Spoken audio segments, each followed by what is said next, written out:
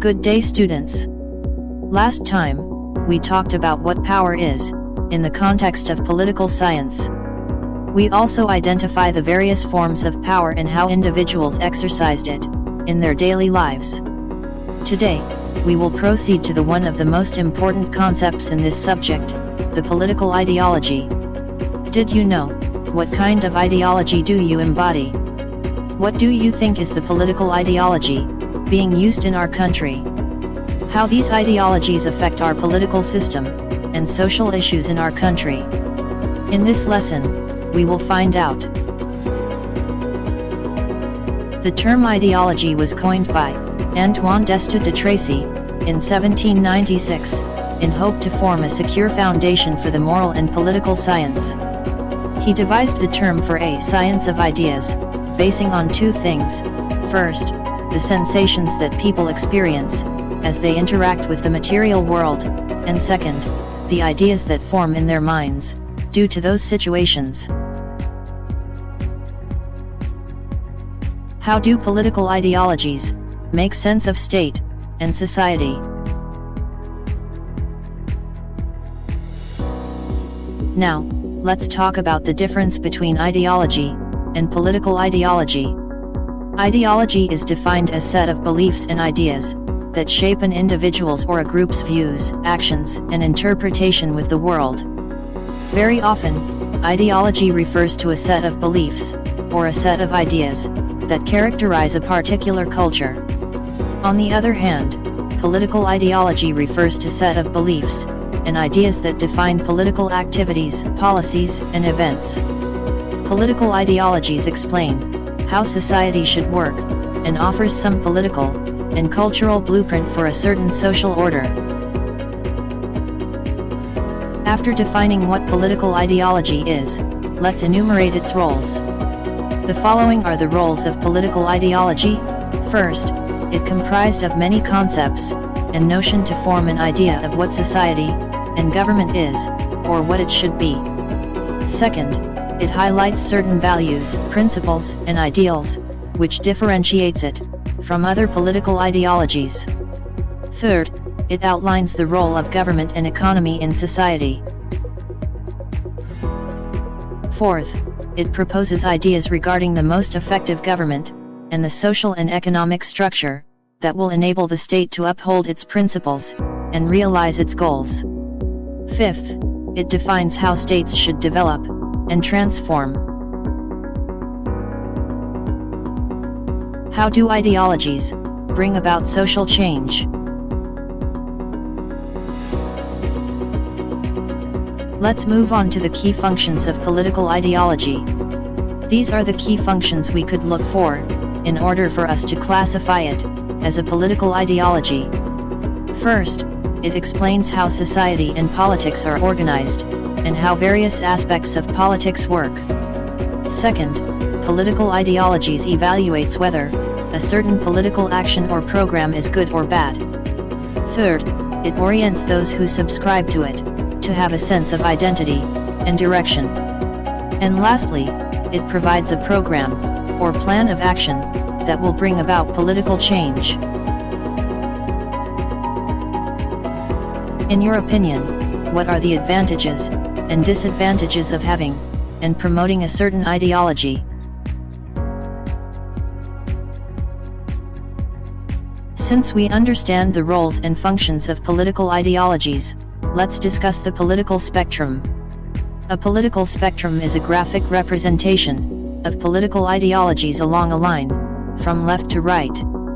The left side of the line includes those who adhere to liberal and socialist ideologies. The right side of the line represents those who conform to conservative and fascist ideologies. The center of the line represents the idea of balance, from the left and right side of political spectrum.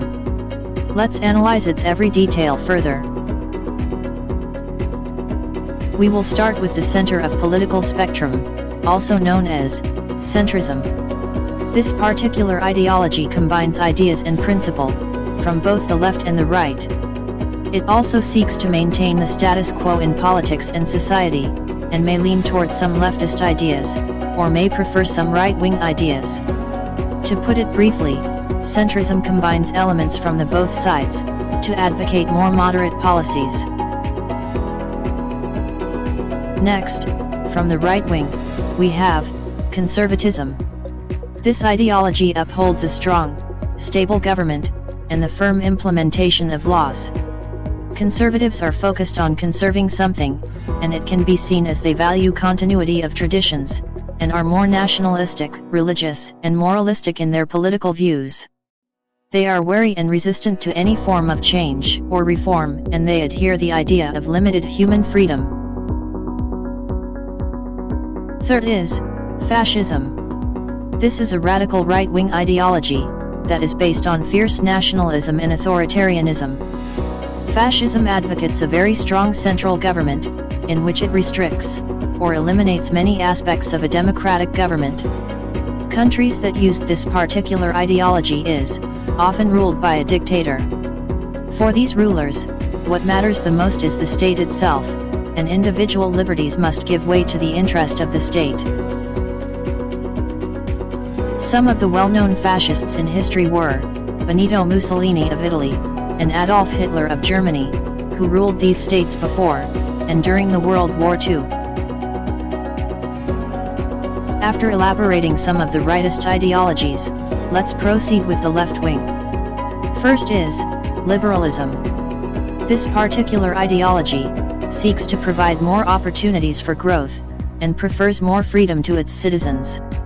Public policy, therefore, must be focused on eliminating discriminations and barriers for growth. At the same time, all citizens must have access to essential services such as healthcare, education, and social security. Liberalism also favors change that may happen to improve the welfare of the society. Second is socialism. Socialism envisions the establishment of a state characterized by public ownership of resources. Production is done not for profit, but to provide the basic needs of the people. A government that uses this political ideology ensures that all resources must be shared by its citizens equally. On the other hand, communism is a socialist ideology that believes that inequality is a result of capitalism and the existence of a class system. Therefore, it must eliminate all forms of class divisions and let the people directly govern itself. This particular ideology was never actually practiced, and remains to be a concept for the country's wishes to follow it.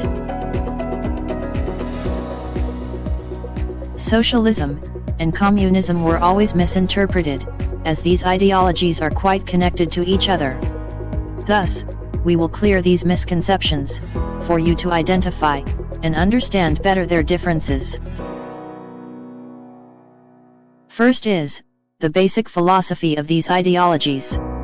Socialism believes that everyone should contribute according to the best of their abilities, and them receiving the resources is based on how much an individual have contributed. While communism believes that instead of giving the resources, that depends on how much is the contribution one should receive, based on his or her needs alone. Second is the means of production. According to socialism, large-scale industries are collective effort, and thus the returns from these industries must benefit the society as a whole. On the other hand, communism believes that the government should own all means of production and land. People work for the government, and the collective output should be redistributed equally. Third is the concept of ownership. In socialism, there are two kinds of property: personal property and public property. Meaning, in this ideology, an individual could own something for their own. While in communism, the concept of property is negated and replaced with the concept of commons and ownership, with usership. Fourth is class distinctions. In socialism, class distinctions are diminished. Meanwhile, in communism, all class distinctions are eliminated.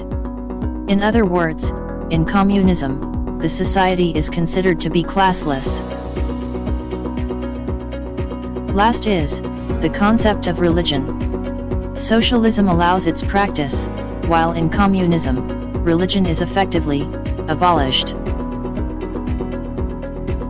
Can you identify now the differences between socialism and communism?